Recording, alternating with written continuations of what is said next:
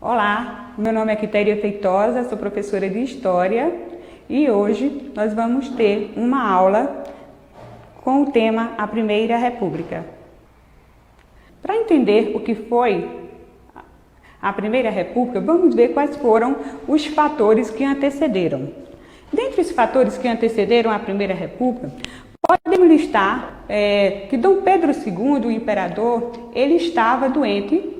Alguns partidos políticos que o apoiavam não estavam mais apoiando ele, e além do mais, a sua filha, a princesa Isabel, era quem estava exercendo as funções políticas no império. Some-se a isso, ainda havia a problemática da escravidão, do fim da escravidão. Setores sociais de vários setores sociais estavam pressionando o imperador para que a abolição da escravidão acontecesse e terminasse no Brasil o fim da escravidão. Esse fato vai ocorrer em 1888.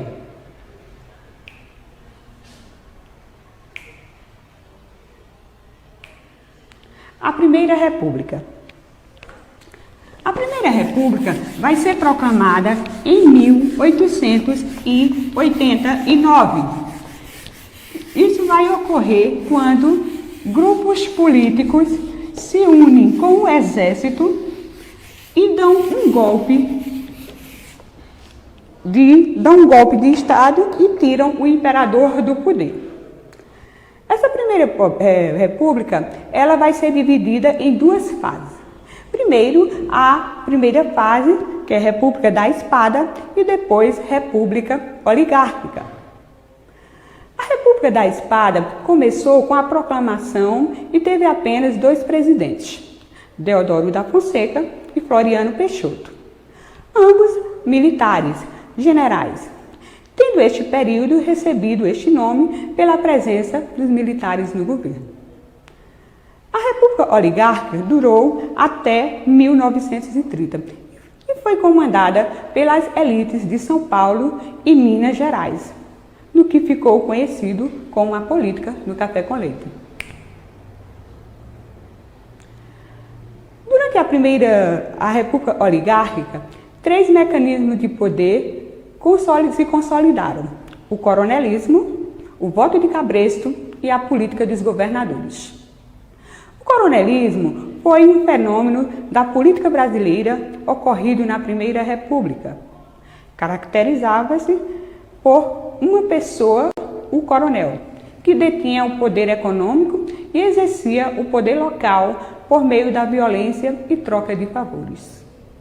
O voto de cabresto acontecia com a imposição da obrigação do voto no candidato escolhido pelo coronel.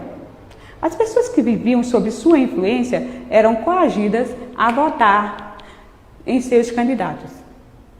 É interessante notar que o coronel, ele detinha o poder porque era o coronel que construía a escola naquela região, o coronel que trazia o médico, o coronel que trazia o padre ou ajudava no batismo das pessoas. Sendo assim, durante esse mecanismo de poder, foi usado pelo coronéis em forma de favores. Ele prestava favores às pessoas e, em troca, elas apoiavam o coronel, principalmente nas questões políticas. E as pessoas que não apoiavam o coronel, o que era que acontecia? Ele usava de violência, porque os coronéis eles tinham os jagunços que usavam, era o poder, né? Usavam através dos jagunços para coagir as pessoas. Em época de eleições, por exemplo, o coronel era quem levavam as pessoas para votar. Naquela época, o voto era aberto. Então, as pessoas, quando iam votar, elas tinham que dizer se iriam votar no candidato A ou B. Agora, imagina se essas pessoas votassem contra, se o voto era aberto. Com certeza, essas pessoas elas iriam receber sanções. O coronel iriam perseguir essas pessoas. Sendo assim, o coronel ele usava do seu poder para que as pessoas o apoiassem nos candidatos que ele escolhia. Um outro mecanismo da República era a política dos governadores. A política dos governadores, ela constituía o seguinte: o governo federal, ele não se metia, vamos dizer assim, né, nas questões do governo do Estado. Por sua vez, o governo do Estado apoiava os coronéis. Se você ver o gráfico que eu vou mostrar agora, da política dos governadores, que tem umas setinhas, vamos ver aqui. Para a gente ver como funcionava. A política dos governadores funcionava mais ou menos assim.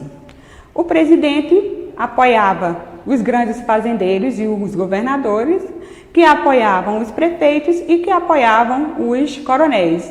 Em troca, cada um desses ia prestando favor e trocando favor um com o outro. Se você observar aí, 70% da população vivia sobre esse regime. Essa troca de favores, ela fortaleceu principalmente as oligarquias, os grandes fazendeiros e os grandes produtores de café. É interessante notar uma particularidade da política dos governadores. Como no Brasil, na República Oligárquica, São Paulo e Minas Gerais eram os centros onde se concentrava o maior poder, principalmente na questão política, o que era que eles faziam, os governos da época? Eles faziam tudo para apoiar apenas políticos que apoiassem ou abraçassem a causa dos produtores de café e dos produtores de gado leiteiro. E aí, o que era que ocorria? Caso um candidato da oposição ele fosse eleito, o presidente, o governo da época, ele usou um instrumento que era chamado de degola. Ou seja, ele não diplomava aquele político que ganhou. Se ele ganhou na urna, mas ele não recebia o diploma para poder exercer o cargo de político, ele era degolado. E aí permanecia no poder apenas os políticos que eram ligados à oligarquia. Na Primeira República, nós vamos ver... Na Primeira República, temos uma outra coisa. A política do café com leite. É interessante notar que, na tabela que eu vou mostrar agora, eu gostaria de mostrar, se você observar, a maioria dos presidentes, que foram 13 na Primeira República, eles são de Minas Gerais e de São Paulo. A essa dobradinha de ora ser um presidente de São Paulo, ora ser um de Minas Gerais, essa política ficou conhecida como a política do café com leite. Os primeiros presidentes do Brasil foram o Marechal Deodoro e Floriano Peixoto. Tá bom. E os demais, como vocês vão ver aí, tem Prudente de Moraes e Campos Salles. No final, a gente vai observar que esses três presidentes sempre valorizaram e sempre ajudaram mais a classe alta no Brasil, principalmente os fazendeiros.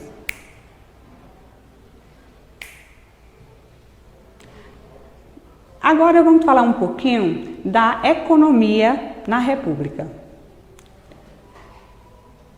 Eu gostaria de mostrar aqui um quadro que vai mostrar que durante a República, um dos principais produtos foi o café. O café, desde o final do Império e começo da República, que foi o produto que mais deu lucro na economia do Brasil. E o que aconteceu? O café era moda no mundo, principalmente nos países europeus. O Brasil era o maior exportador de café no mundo, e isso aconteceu por quê? O café virou moda. Para vocês terem uma ideia, em cidades europeias, por exemplo, países europeus, como a França, por exemplo, os grandes industriais capitalistas se reuniam nas casas de café para discutirem questões relacionadas, à economia. Os jovens marcavam encontros românticos, nas casas de café. Então o café era moda. E quando os empresários brasileiros começaram a ver que o café estava dando lucro, eles aumentaram as plantações de café. É interessante que na segunda metade do século XIX, 70% de toda a produção mundial do café, ela vinha dos cafezais do Brasil. Mas a expansão cafeeira, ela se avolumou pelas terras de São Paulo como resultado de altos preços do produto no mercado internacional. Mas o que aconteceu? Com essa grande ampliação de plantação do café, acontece que isso vai gerar uma super safra. E o que é que vai acontecer? O café vai entrar em crise. Os primeiros sinais de crise surgiram ainda no final do século XIX, quando o mercado consumidor, sobretudo o mercado externo, não crescia na mesma proporção da safra do café. Como o café era a base da economia do país, os grandes fazendeiros, a classe dominante e vários governadores empenharam-se em evitar que a cafeicultura tivesse prejuízo. Sendo assim, eles vão se reunir para criar, tá certo, uma lei de valorização do café. Essas leis ficaram conhecidas, esses planos econômicos ficaram conhecidos como a política de valorização do café. Foram tomadas uma série de medidas econômicas que foram adotadas pelo governo federal para tentar conter a desvalorização do café no mercado internacional. E um exemplo disso foi o Convênio de Taubaté. Em 26 de fevereiro de 1906, reuniram-se em Taubaté os governadores de São Paulo, Jorge Tibiriçá, do Rio de Janeiro, Nilo Peçanha, e de Minas Gerais, Francisco Salles. E aí, eles criaram o Convênio de Taubaté. O Convênio de Taubaté foi uma fórmula encontrada pelo governo republicano para beneficiar os cafeicultores no momento de crise. Quando o preço do café abaixava muito, o governo federal comprava o excedente do café e estocava.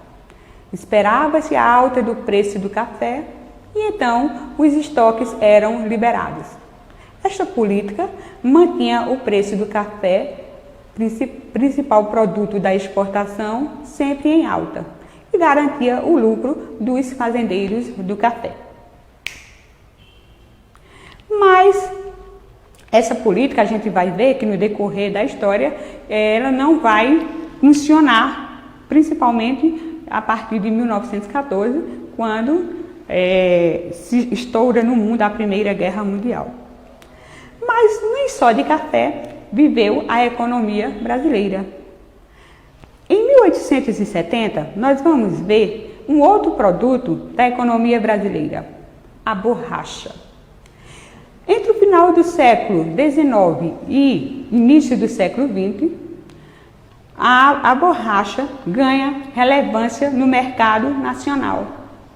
Isso acontece porque o látex, que é produzido pela Hevea brasiliense, ou comumente conhecida como a seringueira, uma árvore nativa da Amazônia, vai chamar a atenção de mercados internacionais. Para vocês terem uma ideia, o auge da produção e exportação de borracha transformou o norte do Brasil. Em 1878, o país forneceu 100% da borracha comercializada no planeta.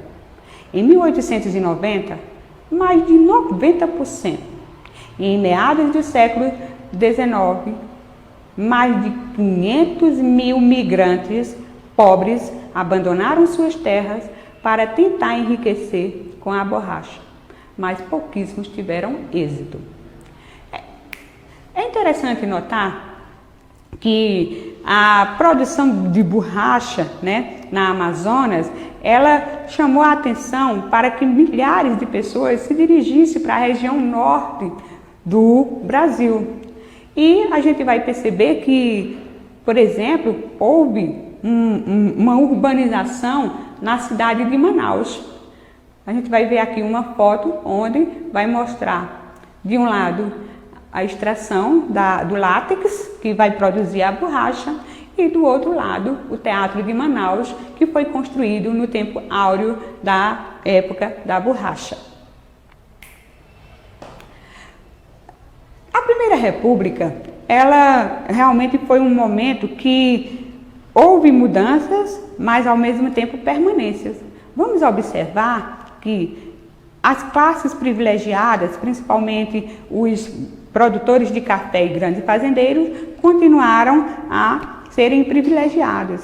As classes menos favorecidas ou mais baixas não receberam muito apoio, principalmente no governo. No que diz respeito, por exemplo, os escravos que foram libertados em 1888, durante essa primeira fase da República, não foram criadas leis para ajudar, principalmente na questão social dos escravos. Ainda na Primeira República, a partir de 1930, a gente vai ver que vários imigrantes vieram de outros países para tentar a sorte aqui no Brasil. Alguns se dirigiram, por exemplo, para as fazendas de café. Mas isso é assunto para uma próxima aula. Agora, nós vamos ver o exercício e vamos verificar o que a gente aprendeu. Essas questões de estudo. A primeira questão diz o seguinte: a primeira fase da República ficou conhecida como... Não estou enxergando, não. A primeira fase da República ficou conhecida como República da Espada, devido ao fato de que os primeiros presidentes eram militares, a letra A, advogados, a letra B. A resposta correta é a questão A. Os dois primeiros presidentes da República eram militares. O Marechal Deodoro da Fonseca e o Floriano Peixoto. Tem como a gente ver aí a foto deles? Segunda questão. Segunda questão. Escreva o nome dos primeiros presidentes republicanos. A resposta é Marechal Deodoro da Fonseca e Marechal Floriano Peixoto. Terceira questão. A maioria dos presidentes dessa época eram políticos de Minas Gerais e São Paulo. Estes dois estados eram os mais ricos da nação e, por isso, dominavam o cenário político da República.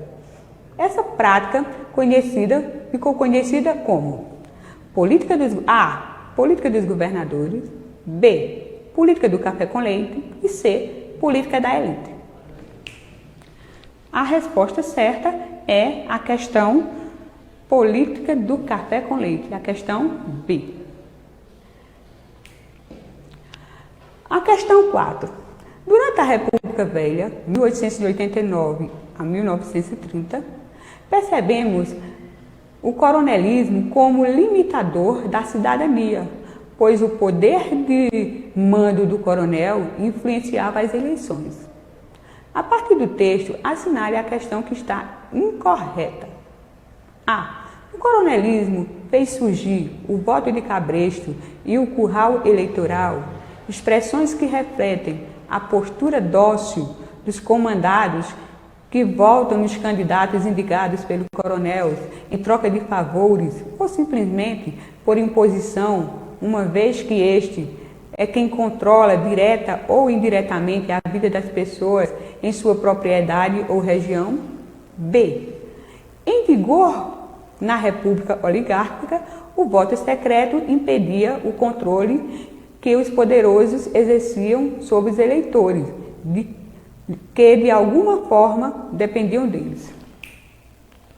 Na verdade, a resposta é a B, né? A incorreta. O voto na época da República era voto aberto, não era voto secreto. O voto secreto foi conquistado bem mais tarde. A questão 5. Durante o governo de Campos Salles, criou-se uma política que se pautava nas alianças. E alianças entre as oligarquias regionais e o poder central. Esta política, além de fortalecer o poder das oligarquias do interior, facilitava a administração central na medida em que dificultava a eleição de membros da oposição. Como ficou conhecida esta política? A questão A. Política do encilhamento. Questão B. Convênio Taubaté. E questão C. Política dos governadores. A questão correta é a questão C. É a política dos governadores. Como a gente falou, né? Eles provocavam a degola, ou seja, eles não davam diplomas para as pessoas que eram candidatos que ganhavam da oposição, e sem diploma eles não exerciam o cargo político. E essa política do governador também, ela ajudou na questão que o governo federal não interferia nas questões relacionadas ao Estado. A questão 6. As dificuldades enfrentadas pela economia cafeeira durante a República Velha, ou Primeira República, foram parcialmente minimizadas com a adoção das resoluções negociadas na ONU. Questão A. Convênio de Taubaté. Questão B. Política dos governadores. Questão C. Política do café com leite. A questão correta, a questão A. Convênio Taubaté. 7. Que outro produto fez parte da economia brasileira e teve seu auge de exportação entre 1870 e 1890? A resposta correta é a borracha. É interessante né, na história da República que esse exercício, ele é apenas um resumo da história da República, tá certo? Espero que vocês pesquisem e estudem mais em casa. Vamos aprender nas próximas aulas, né, o que aconteceu na República após a Revolução de 1930. Por hoje, é só. Eu gostaria de encerrar a aula com uma frase de um dos maiores historiadores dos nossos tempos, que foi Eric Hobsbawm. Ele diz o seguinte: não existe uma coisa do tipo história econômica, social, antropológica ou história psicanalítica. Existe apenas história. Até mais!